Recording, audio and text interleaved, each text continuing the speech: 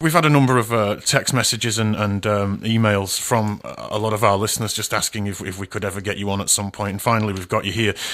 Now, to our listeners who might not be aware of you, I know that you're a public speaker, you're a writer, but I was trying to work out, well, how would I describe David Icke? And the first thing that came to my mind was philosopher. Would you say that was right? Well, basically, I'm a seeker of knowledge, which then I communicate through the books and the talks. My life has just been, well, extraordinary, really. Extraordinary. It's hardly describes it. I was a professional footballer for a while, and rheumatoid arthritis, finished that at 21. Then I became a journalist on newspapers and radio, and then I eventually got into television with the BBC as a sports and news, what they call anchor, and then I got involved in green politics for a while, which was very, very important to me because I just saw politics from the inside and the total garbage and irrelevance it is. And then in 1991, extraordinary things happened to me, and it basically came from during 1989 when I was working for the BBC and also being a national spokesman for the Green Party at the time. I had this strange feeling that when I was in a room alone, I wasn't alone. There was like a presence there.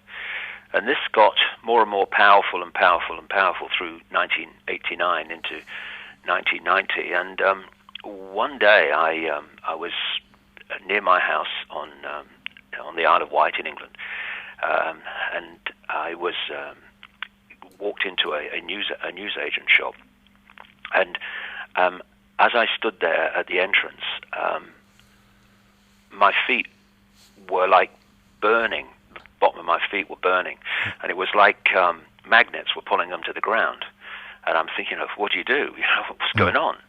And then it wasn't a voice, but it was a very strong thought form that passed through my mind, which just said, go and look at the books on the far side. And I'm thinking, where did that come from?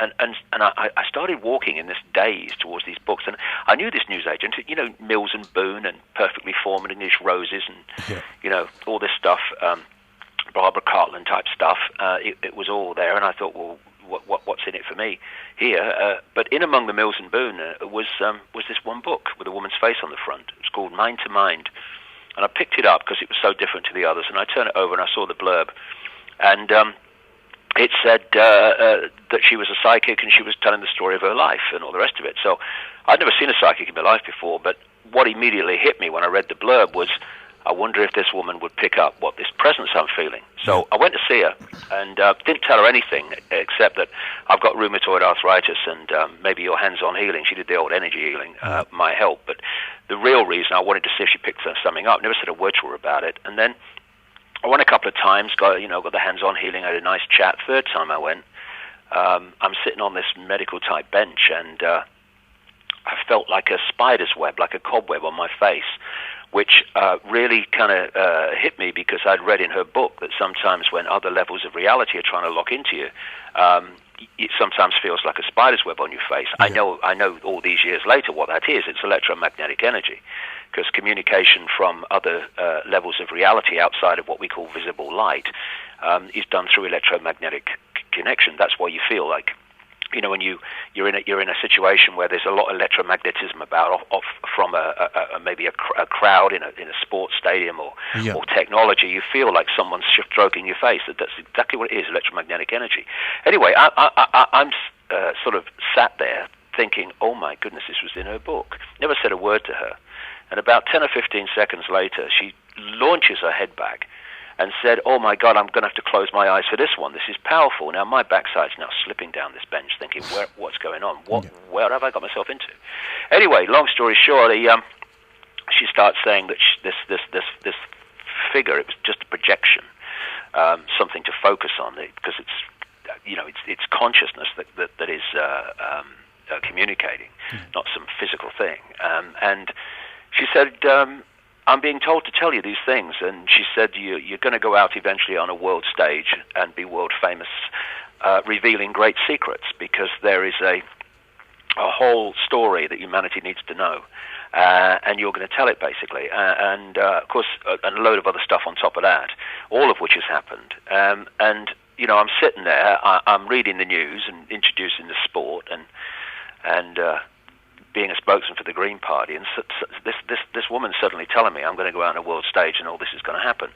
But although the reaction should have been, "You must be having a laugh," something inside me said, I'm going to go with this. I'm going to go with this. It was like a sort of knowing without knowing in detail why I felt like that. Yeah. And of course, what's happened since has been incredible, because from basically the moment I left her house that day, my life has been this incredible synchronistic journey of information coming to me through personal experience, by kind of the right books turning up, right documents turning up, the right people turning up who know what goes on the inside. And for the last 21 years, I've been putting this information together.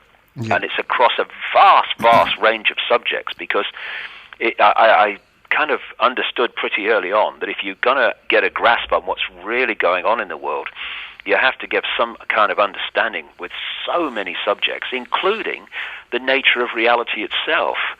Because when you look at the reality that we experience an apparently solid physical world.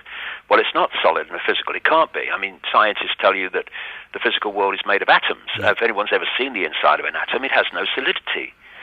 It's just space, and this is the great kind of quantum physics question. How can something that has no solidity make up a solid world? The answer, it doesn't. And I explain in my books and my talk in New Zealand coming up that how that is. It's really, really simple.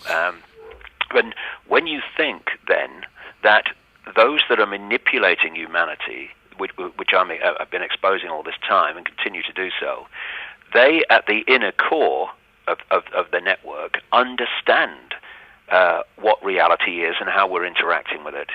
And they therefore structure society to get us to experience reality and have a perception of self and the world that suits the few controlling the many, i.e. you have no power, you're just little you, and you're insignificant. When you realize how reality works, we're anything but insignificant. Now, just to talk about these people who are in control, because I watched something on YouTube, and you were saying, for instance, you've got your George Bushes and your people like that, and that they're not the people actually in control. So, do you have any idea who the people are that? Well, the House of Rothschild is right up there. The Rockefellers in America are right up there. The royal families of Europe, actually the royal family singular, are right up there, because it was interesting that from almost within days of leaving that psychic's house, after that experience, you're going to go out and do this and that and the other, the area of the world we now call Iraq came up. Yeah.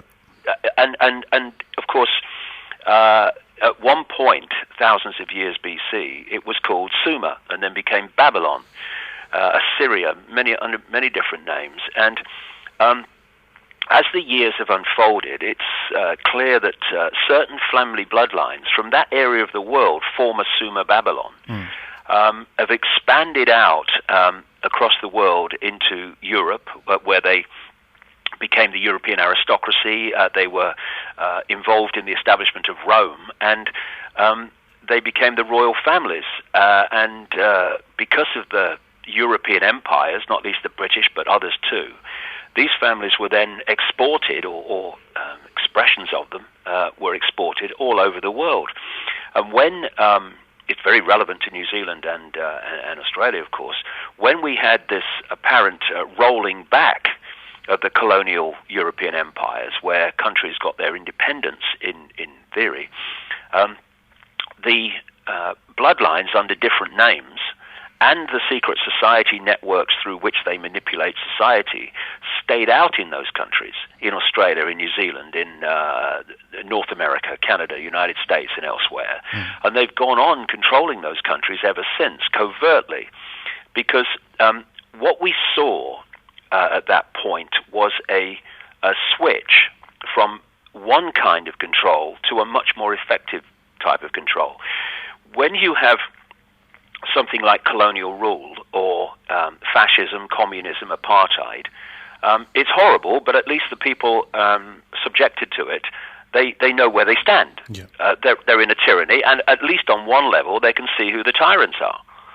But when you have that situation, there will always be a time, because the public know where they are, where they will rebel against it. It might take a long time, but they eventually will.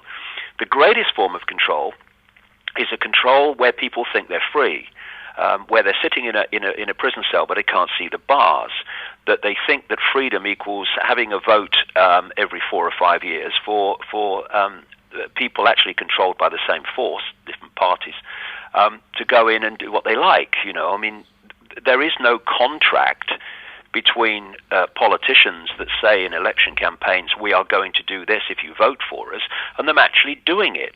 So what we have is a situation where politicians tell you what they think you want to hear to get your vote, and then they go and do as they like. We've seen the most extraordinarily extreme example of that with Obama in the United States, of course. And so people, they're told they live in a democracy, they live in a free country, but actually they don't. Their choices are being fundamentally manipulated and suppressed, not least economically. And so what they've created, and this is really important for people to understand how a few can control the many. They've created globally now the secret society and family bloodline equivalent of a transnational corporation.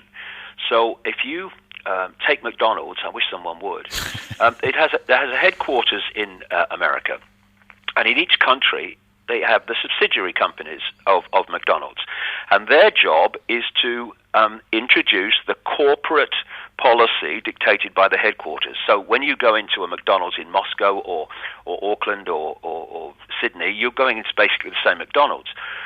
And this secret society bloodline network operates in the same way. The headquarters is in old Europe. It's very, very powerful, of course, in America. But America is used by this network to fire the bullets, but the guns being loaded in Europe, not by the European governments, by the center of this web in places like the City of London, financial district, Rome, Paris, Berlin.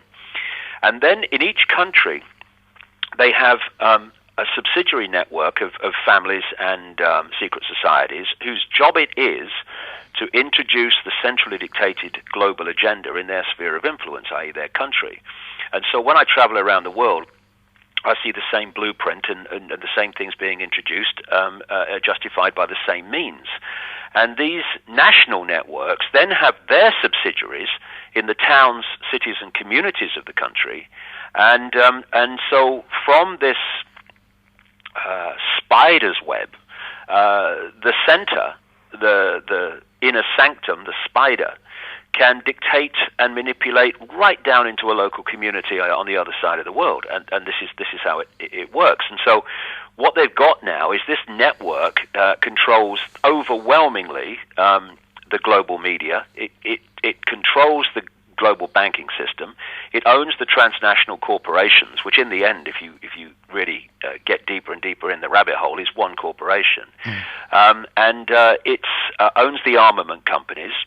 And so it lends money to governments, i.e. The people have to pay it back plus interest, debt, to buy weapons from them armaments companies to then drop on countries that are being manipulated into conflict. And then they lend more money to rebuild the country and all the rest of it. And this has been going on for centuries now, and it's meant that these families have taken control, not least through massive amounts of indebtedness to governments, businesses, and the people in general. And we're seeing more and more of it now. Of course, it's just getting grotesque. And they basically own the world. And what they do is they cover it up with proxy directors and proxy front people. But when you get behind the scenes, a very, very few people own basically much of the world's resources and what we call wealth. Would you say, because, you know, we look at what you're saying, the wars that we have with Iraq and Afghanistan, and the one about Afghanistan, I was always wondering what your take on that would be. What's going on there? What's the appeal? Why does everybody want to have a bite at Afghanistan down the years? I mean, is it? I've heard it said that it's a firing range to justify spending on arms to keep economies ticking over. I mean, what's your take on that? Well, in the current context, as I've been saying since about 1995 in my books, we're being manipulated towards a third world war. And in fact, the Third World War is already happening. It's just not been officially declared. It started on September the 11th, 2001. It's so far involved Afghanistan, Iraq, Libya, and will no doubt soon involve Syria. And you know, I've put in my books over the years, you know, the content of letters and documents from way back, where they were planning to have 3 world wars in a stepping stone process. After each war, they'd have more control, and the Third World War was designed to be the one that gave them total control. Because what they want is, this is what they've been leading towards, they want a world government dictating to every country, a world central bank controlling all global finance, a world army to impose the will of the world government, a world currency, which is designed eventually just to be a single electronic currency, no cash. And there are fundamental implications for freedom, because if you go into a shop now and you hand over a credit card, cashless money, and the computer says no, won't accept it, well, you can still pay cash. But when there's no cash, the computer's deciding if, what, and how, and whether you purchase. That's the idea. And they also want a microchip population, with every child microchipped at birth. And people laughed when I said that. They're not laughing so much now, because we're moving towards microchipping all the time. And what you need to bring that about is techniques, and there are 2 particular ones that mass mind manipulate the population to, if not agree to have that, to see it as the only means of solving problems. And these 2 techniques I call problem reaction solution and the totalitarian tiptoe. Problem reaction solution is devastating. It's played on us all the time at all these different levels of this web, you know, globally, nationally, locally. What you do is you want to change society in a way that you know that if you do it openly, you're going to get a resistance from the population. For instance, you want to invade Afghanistan, you want to invade Iraq, you want to have more and more surveillance and control and of the populations and the fine detail of their lives. Well, if you just stood up and said, we're going to do this, you get massive resistance. So you don't. You play problem, reaction, solution. Stage 1, you create a problem. It could be a terrorist attack. It could be a banking collapse. It could be a government collapse. It could be a war. You then tell the people through an unquestioning media, mainstream media, the version of the problem that you want them to believe, i.e. Bin Laden orchestrated 9/11 from a cave in Afghanistan, and the banking collapse happened because of so and so and so and so. And what you're looking for at stage 2 is a reaction from the public, a reaction that says something must be done. What are they going to do about it? And then at stage 3, you offer the solution openly in changes in legislation and society that say we must do this to solve the problem. But of course the problem was covertly created, and these solutions, as we've seen since 9/11, increasingly more extreme, have been advancing an agenda of human control, an Orwellian state, which would never have been accepted by people without the initial problem. And so we have a situation where if you go and look into the alternative media, I wrote a book about this in September. It came out in September 2002. It was called the World Trade Center, Alice in Wonderland and the World Trade Center disaster. Why the official story of 9/11 is a monumental lie. I mean, it's a fairy tale. It really is, and there's an incredible amount of information now on the web. If people go to my website, davidicke.com, and just look into the 9/11 archive, they'll see videos and articles and documents to show that the official story of 9/11 is a monumental lie, and everything has come from that. Tony Blair has said virtually nothing, I'm sure, in most of his life, if he was like this in younger days, but certainly in his political career, that was actually not true. That was actually true. I mean, you know, if you find a half-truth in a Blair speech, it's a typing error. But what he did say, which was true, was the world changed on 9/11, and yes, it did. And why? Because that's why 9/11 happened. And this problem, reaction, solution, you see playing out all the time. And there's another version, which I call no problem, reaction, solution. And that's not a real problem. It's an invented one. Weapons of mass destruction in Iraq, human-caused climate change. I mean, these are all no-problem reaction solutions to justify changes in society, or in the Iraq case, pepper bombing civilians in Baghdad, justified by an invented problem. And then alongside problem, reaction, solution comes the totalitarian tiptoe, as I call it, and that's real simple. That's, you're at A, and you know you want the world to go to Z. But if you go from A to Z, or even nearly that in one leap, the change is so blatant that people look up from the game shows and say, what the heck's going on? So you go from A to C to E. You go as quickly as you can, but not so quick that you alert too many people to what's going on. And every time you make another step, you promote it, explain it as totally unconnected to all the other steps, when they're absolutely connected, because they're taking the world in a certain direction. And for instance, the European Union, after the Second World War, if they had offered the European Union today, then there would have been a massive outcry. People would have said, we've just fought for 5 years to stop a central dictatorship in Europe, and you're saying that we must just do it and hand it over? You must be joking. So what did they do? Stage one.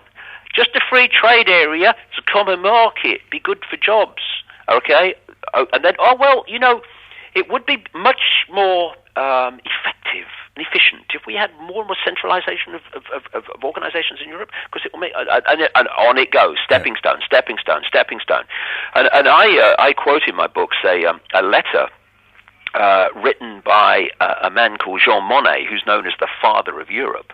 And he wrote this letter the day after I was born, on April the 30th, 1952, in which he said, the idea is that we just keep centralizing power and keep justifying it by economic means, and eventually we'll have a United States of Europe by stealth, and before the people know it's happened, it will have happened and be irreversible.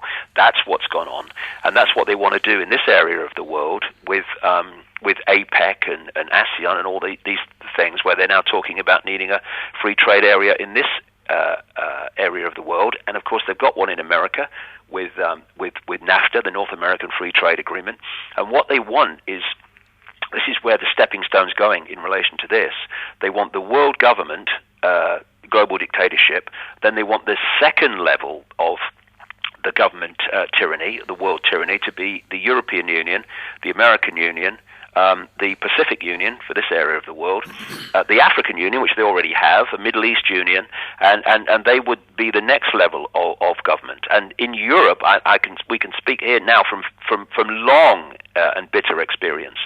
We've now reached a point in Europe with the passing of the outrageous Lisbon Treaty a few years ago now, in which the not elected people, because the European Parliament's irrelevant. They only have a European Parliament so they can say it's a democracy. It's not a democracy. What's a democracy? At its best, it's tyranny by the majority, and most of the time, it's not even by the majority anymore.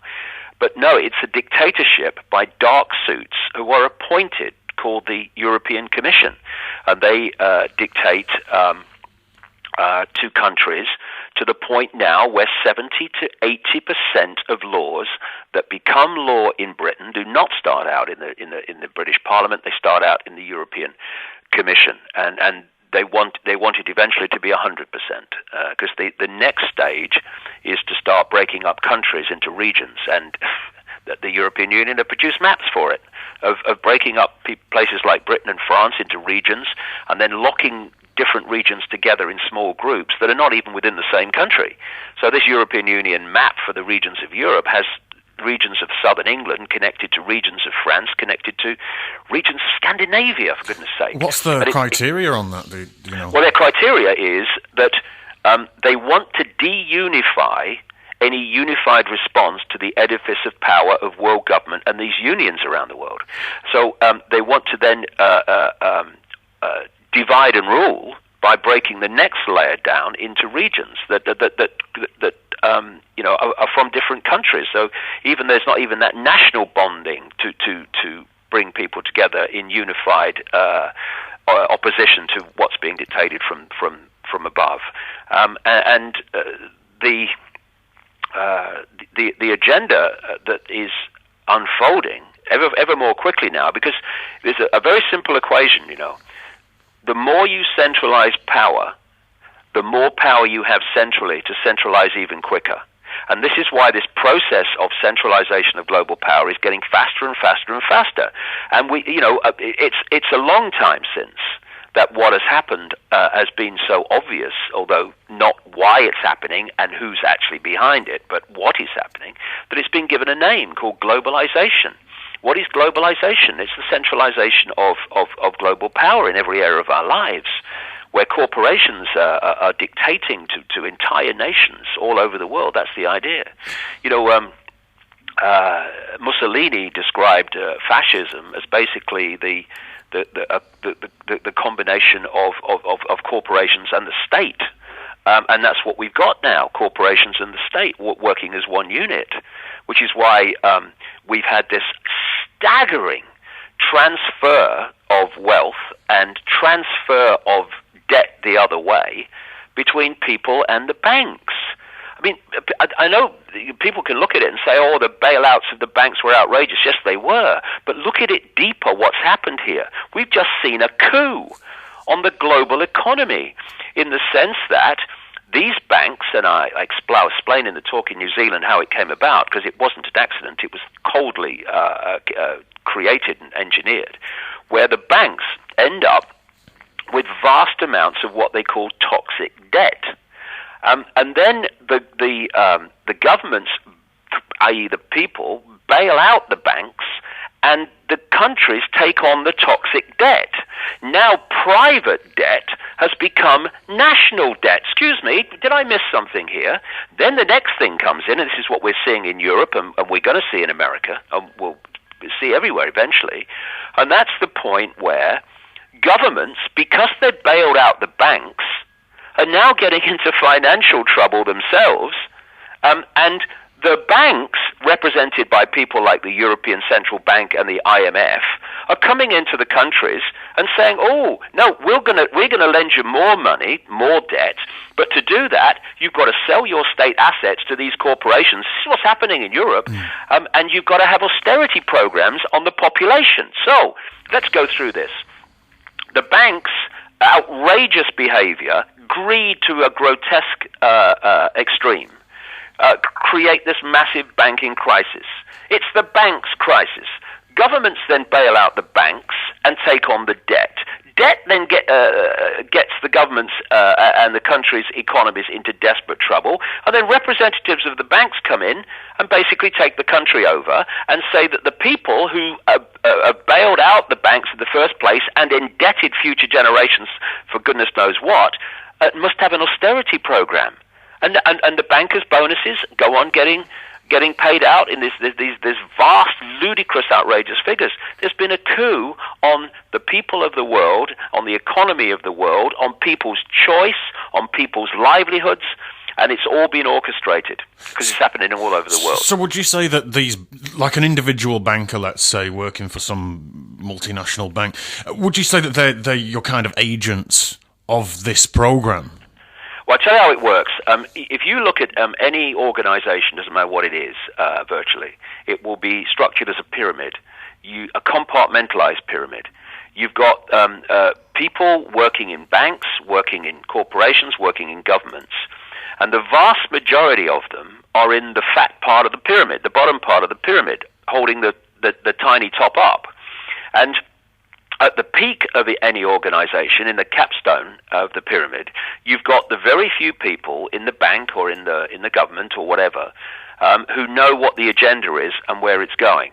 And then you come down from that capstone and you're meeting more and more and more people in any organization, but every time you take a step down, those more and more know less and less about what the organization is about.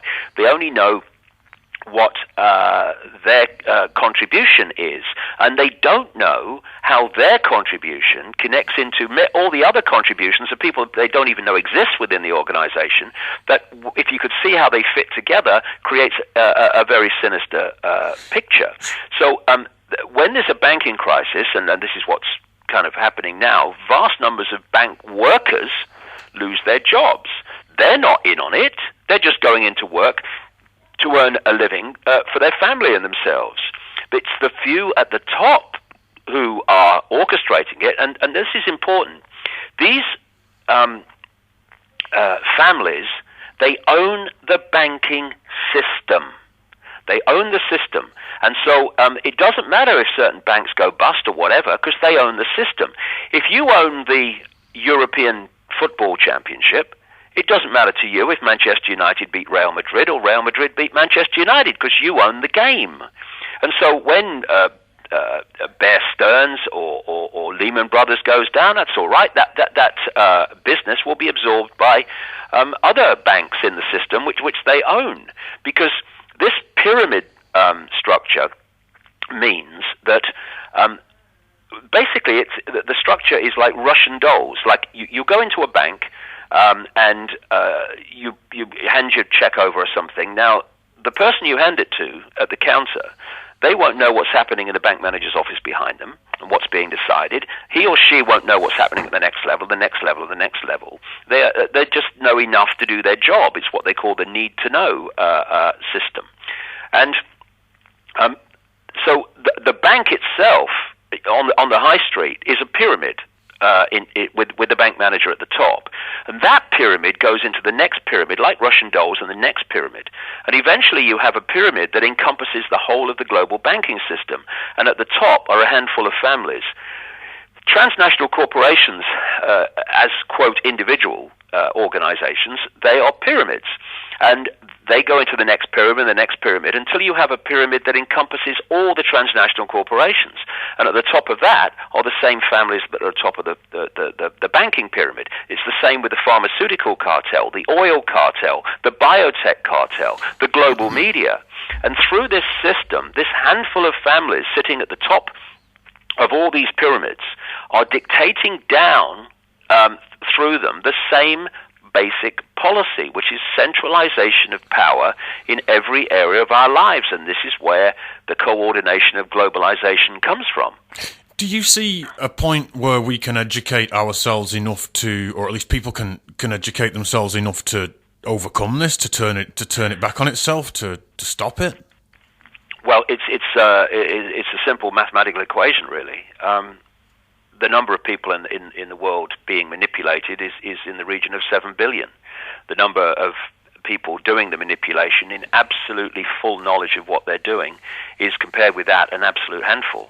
And therefore, I see a way out of this. And what they've had to do to maintain this power of hardly even the tail wagging the dog, because so few are in full knowledge, in full awareness, involved in this compared with the target population, is they've had to divide and rule the target population.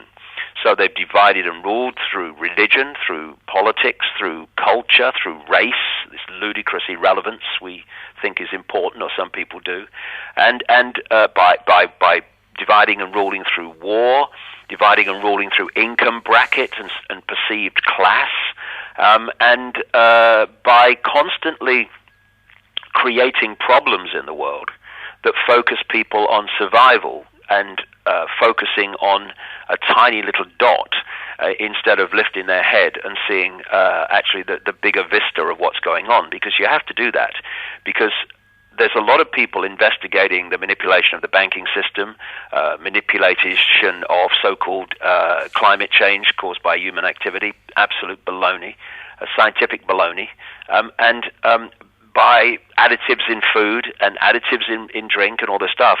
But all these things are individual dots, and you have to connect those dots and see how they all fit and all are part of a vast tapestry of human control and suppression. And then you can see actually that the people who are behind the banking scams, manipulated wars, manipulated terrorist events, poison additives in food, the dumbing down of education, more and more medication for kids, mind manipulating medication for kids.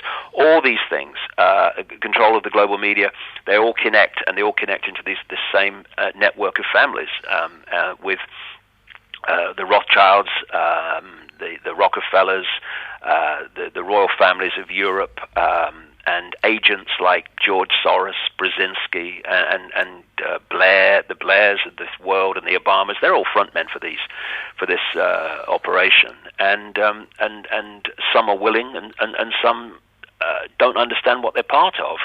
But there's a certain range of politician that gets to the top.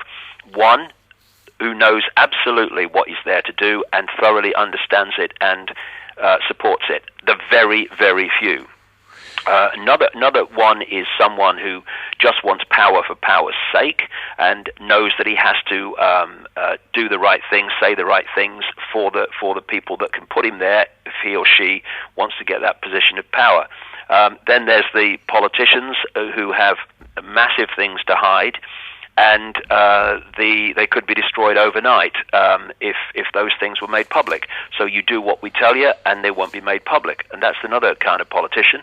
And another one is the idiot, just the guy who's not very bright and is very easily manipulated and told what to do by people around him, who in the dark suits of civil service and advisors. And most politicians, the vast majority of politicians that get anywhere near the top, are that kind of are come into one of those categories, because they do not want genuine, honest, decent, aware people in those positions of power, because it means that they won't control them, and that's not what they want. You've talked in the past as well about earthquakes and tsunamis and them sort of plaguing the world. Now that we've had sort of a couple of high-profile and massive events like this, we've obviously had the earthquakes in Christchurch. Are these? Do you think that they're linked in some way, or can these not just be put down to natural events that occur anyway? They've been kind of occurring for years. Yes, this is the thing. People say, "Do you believe in the conspiracy theory of history or the cock-up theory of history?" As if they're exclusive, as if you've got to choose between them. Of course, both are true. It's picking out which is the trick, and it's the same with geological events like earthquakes and also extremes of weather. On one level, of course, these events occur naturally. And they have, as long as we know, and in some periods they've occurred with absolutely fantastic extremes and have actually brought an end to civilizations, etc. But they're also, we must understand, a situation where the technology now exists to do this, and to understand the world, or at least understand the possibilities with regard to non-natural events, is to understand a technology in Alaska with increasingly other connecting technology around the world known as HAARP. What HAARP does, it bounces radio waves off the ionosphere, and the ionosphere is in the upper atmosphere, and bounces them back off the ionosphere back to Earth. And what it does is create a vibration in the ionosphere, which starts a vibrating beam of very, very powerful energy. to hit a certain part of the Earth. And if you can, because everything has a vibration, everything has a frequency, and earthquakes have a frequency. And if you can bombard a point on the Earth with that frequency, you're going to make, especially if it's in an area that's geologically unstable anyway and open to it, you can create earthquakes and tsunamis and stuff like that. And we have to remain open to this. I mean, there was a guy, the scientific genius of the 20th century, a guy called Nikola Tesla, a Croatian who operated out of America.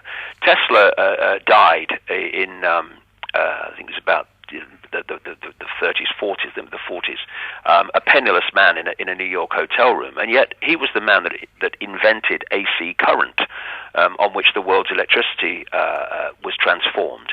He was the man who invented radio technology, and not Marconi.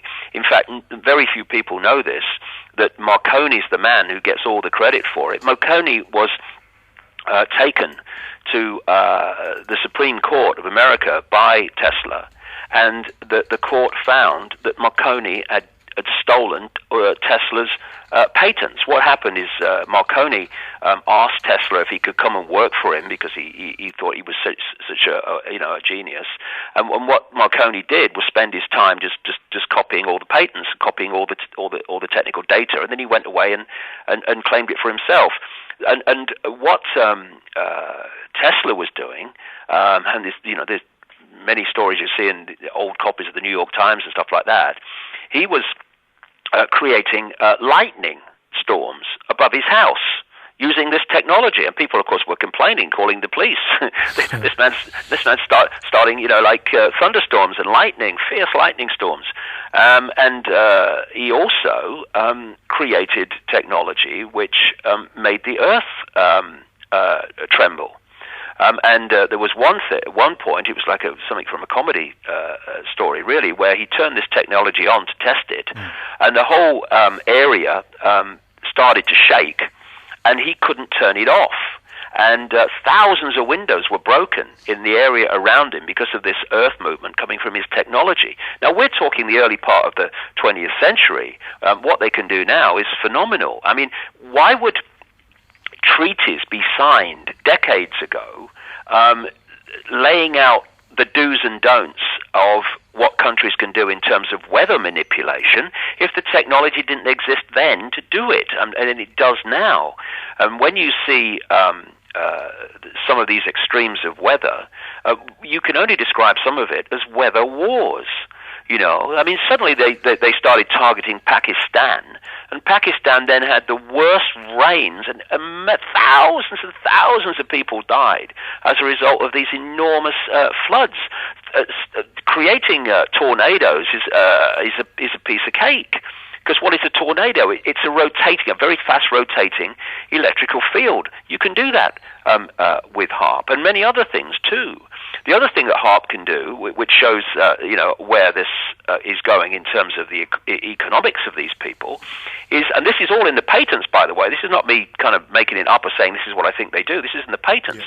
Yeah. It can X-ray the Earth, and by the way, when it's doing it, everyone's having an X-ray in the area it's doing it, and find out where the resources are. So what happens is these major corporations that are involved, connected into the military and connected into the governments that control HAARP, the corporations are then tipped off where the resources are, and they go and either manipulate an invasion of that country or go in and economically take over that country, and they get access to the resources.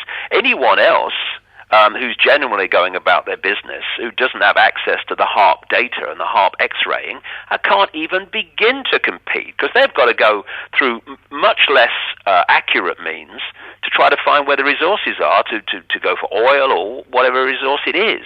The game's totally bloody rigged, and HAARP is a key in all these areas now.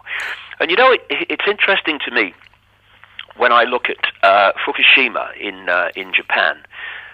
Because I've been ticking off for many, many years the increasing sources of radiation that humans are being subjected to.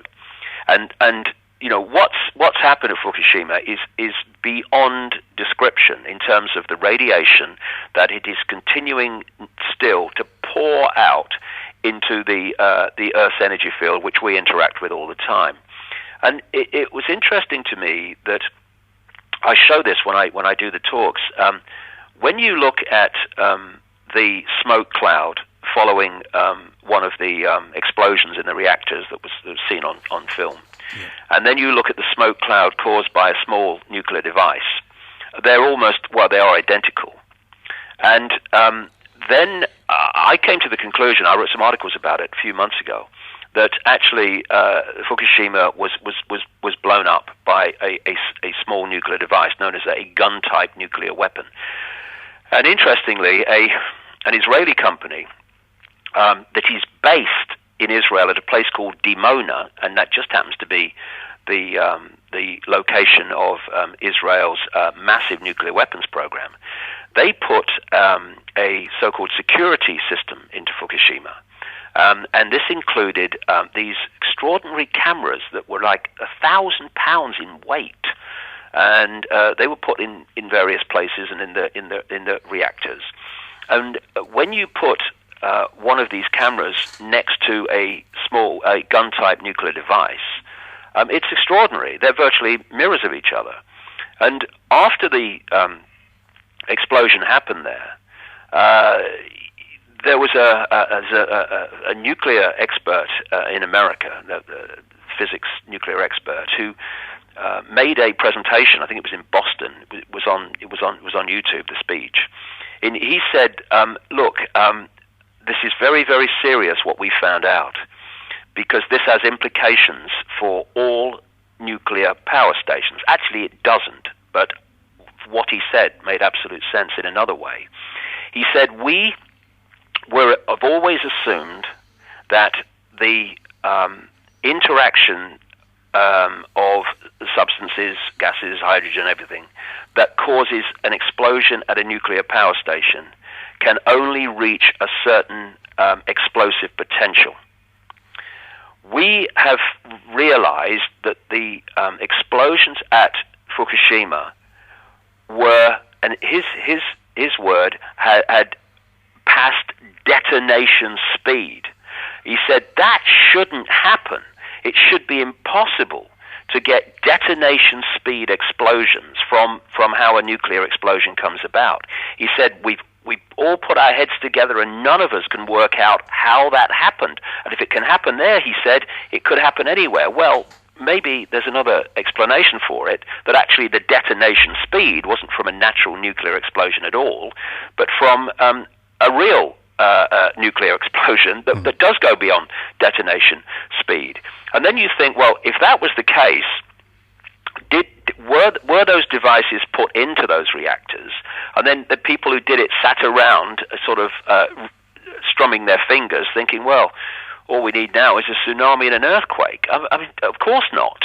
And then you look at HAARP and the potential there, if you focus that incredible power from the ionosphere radio wave combination on a certain point in the sea, you're going to cause a movement of the Earth, and the thing that's it's very difficult to get across, but it's so important, is what we see in the public arena in terms of technological potential is not even close to what is technologically possible in the shadows, which you never see.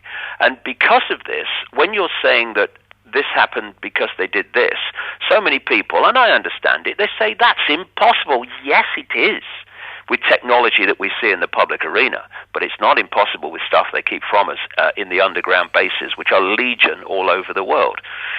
Not least places like Pine Gap in Australia and so many others across America. Where do you think that this technology is coming from? I mean, is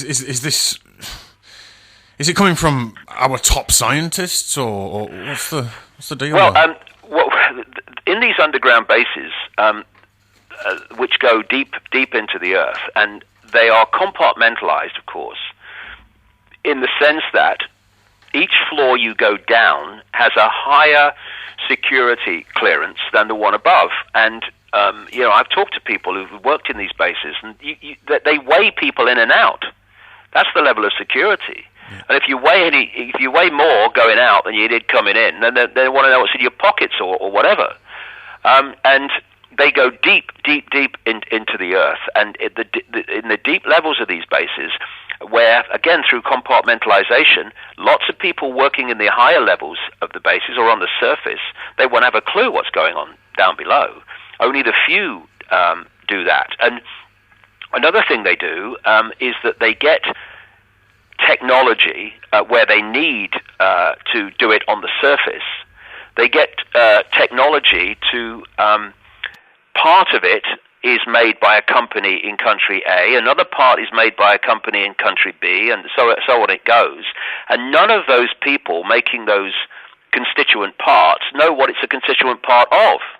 Only the people who eventually put it together know what's being what the outcome is. It's really, really compartmentalized, and it means that there is technology available that to these people that we don't even know about. And in 1997, just to give you an idea of how this works and how the fierce secrecy is, I was asked to meet a CIA scientist in the United States because he wanted to get out through me what he couldn't get out himself for what became obvious reasons.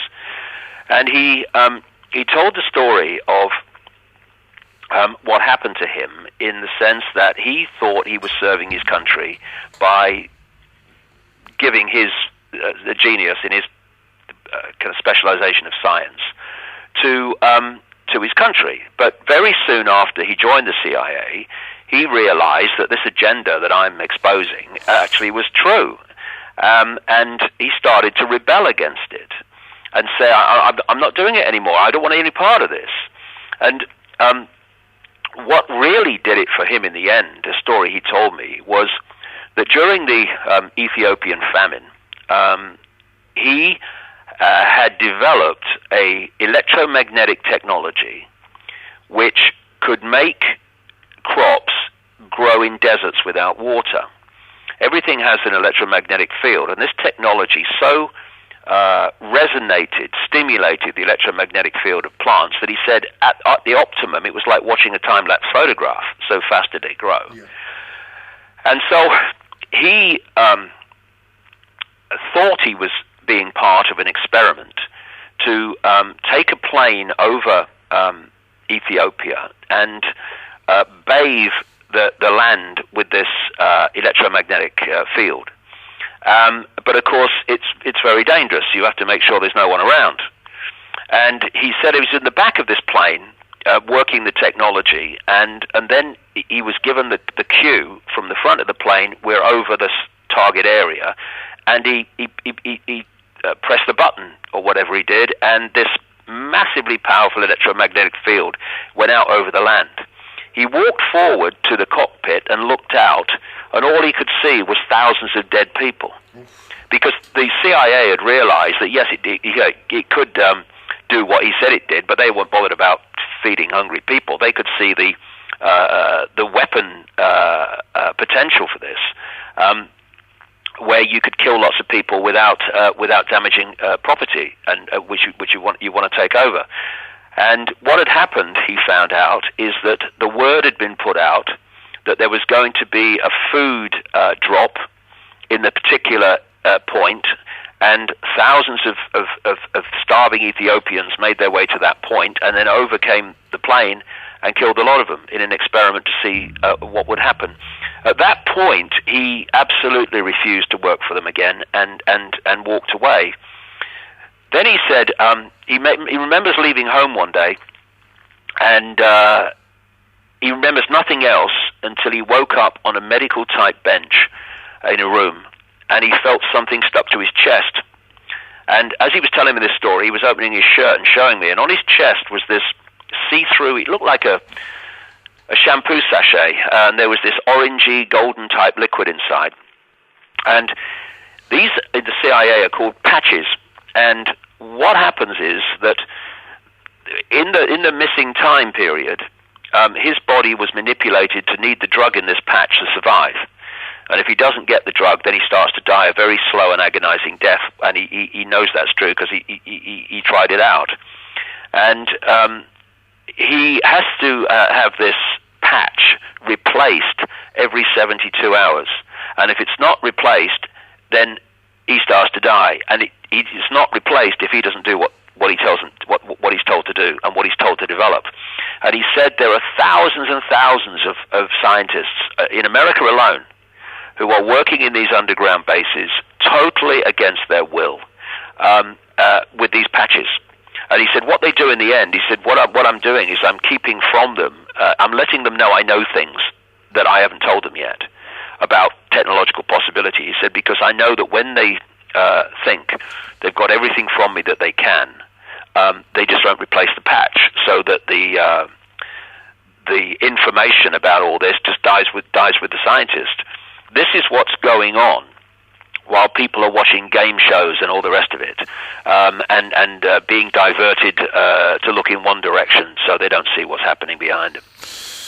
Well, I'm probably going to have to wrap it up here, David, okay, because I've got someone wanting to use the room in a moment. But right, it's been great talking to you and listening to what you've got to say, and I'm really looking forward to the speech. Now, just before you go, just tell our listeners, I mean, it's the Telstra Clear Pacific Event Centre. I think it's on the 6th of November. Yeah. How can people get tickets for this? Well, if they go to my website, davidicke.com, they'll see a link there, or they can go to, what's it called? I think it's called the Lion Sleeps No More tour, which is a website based in Australia where the organisers are organising the whole thing.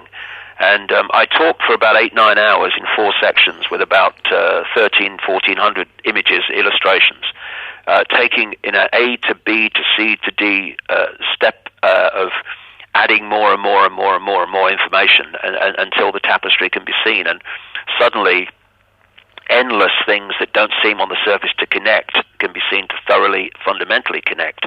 And suddenly this weird, bewildering world makes total sense in terms of what's happening now and also what's happened in the past.